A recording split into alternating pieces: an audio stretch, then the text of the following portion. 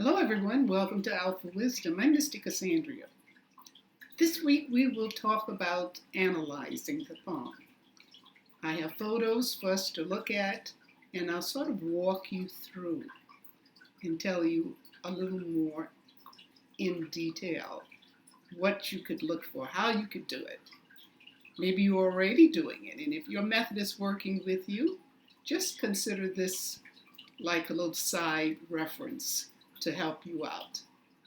Now remember that when we talk about palmistry, we're not reading as a tarot or a psychic, even though you have that natural ability.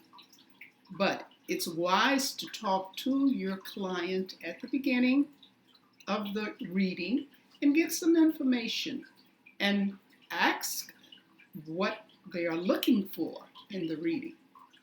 So let's say they are looking for a new job, or they just found a job and they want to know how that's going to go. Well, that gives you the key to answering all their questions. And you can look in the palm and see the job. There will be a line or some indication and where that line is going. So that hopefully will be a big help for you. But in any event, whether you've considered or not, we're still going through the procedure. Today we have a handprint, and time permitting, we have a photo. So we get started. So that is your guideline on your left side. Yes, here. I think I have it right. Okay, let's kind of take a look at the guideline and make sure we're all there. Okay.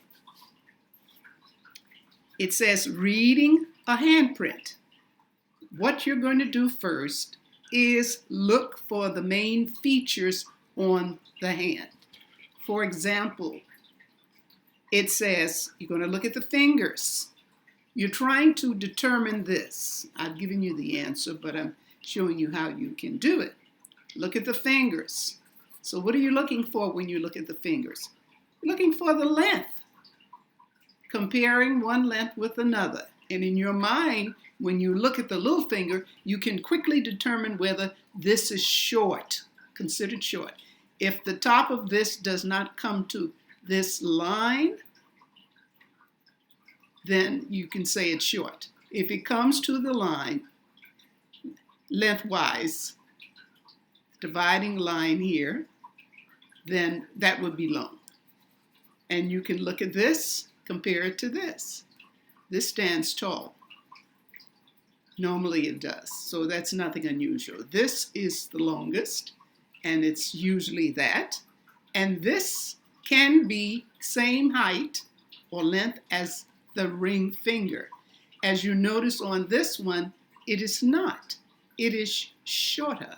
In your mind, you're thinking, well, what does that mean for the person? Because it's usually, and to determine the height, you compare the index finger with the ring finger, Jupiter with Apollo.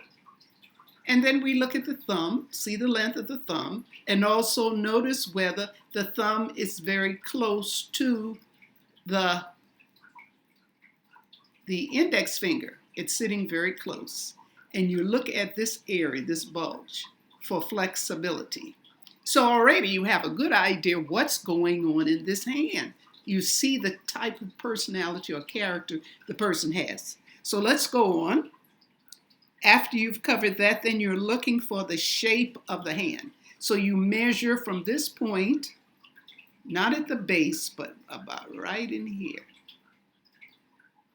Just before it starts that curve, and measure to here.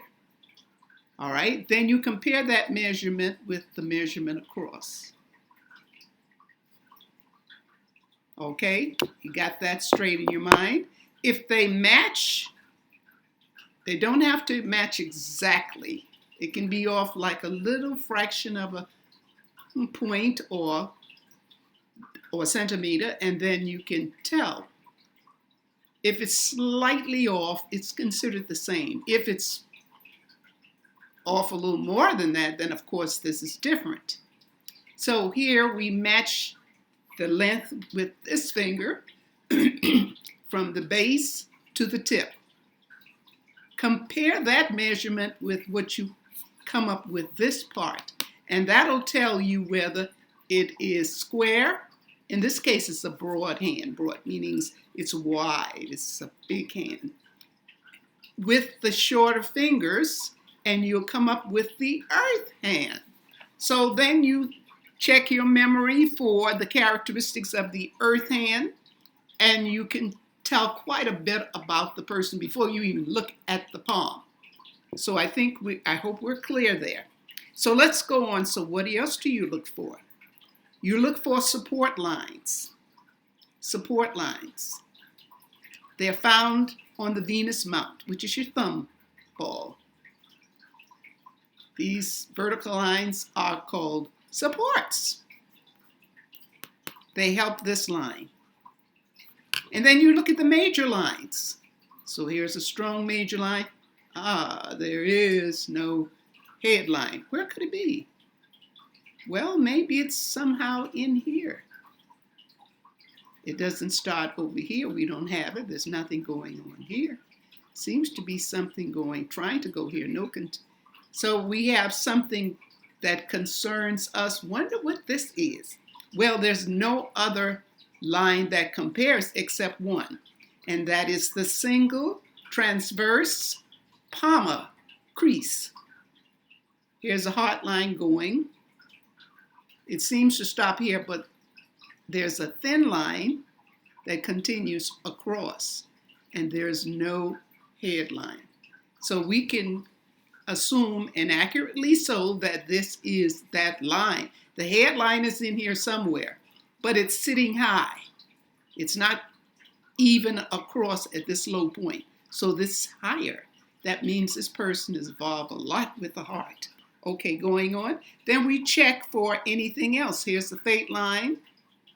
I'll come back to this line in a minute. And the quality of the line. The lines seem okay. The lifeline looks good. This is a little weak. Charaded up in here. All right, let's go on. And we look for marks, any signs. We don't see any. Location, marks, and indication. Okay, well, the point is this is a good start. So that's what you're looking for. And if it's more, you notice that too. This is not the best handprint, because you don't really see lines that I know are here on this palm. But let's look here. Here's the fate line coming up. It stops and then it continues here. But then you've got this line coming across. Now we know a line that goes toward the little finger from this area probably is the Mercury line or the health line. But this doesn't start at the lifeline. It starts at the fate line. What's going on here? That's just telling you where the attention of this person lies.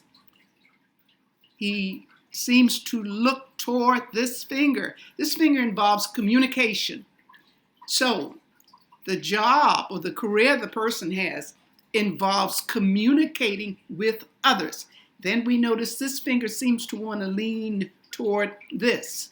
Traditionally, this means little finger's leaning toward the ring finger. This means that this person has a gift of expressing himself to charm others.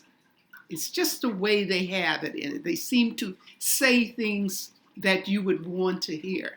They're very good at it. So this could be a part of the main job, or it's just, well, it's a natural thing about the person. So that's there. Okay, I hope this helps. This is another way of looking at it. We sort of ran out of time and this doesn't have that much on it, but there's a lot that I wanted to say to you. So we'll continue here on our next video. If you liked it, by all means, give a thumbs up, share, and subscribe. Welcome to all the new subscribers. Very happy you're here. Thanks for watching. And remember, love yourself. Love and light.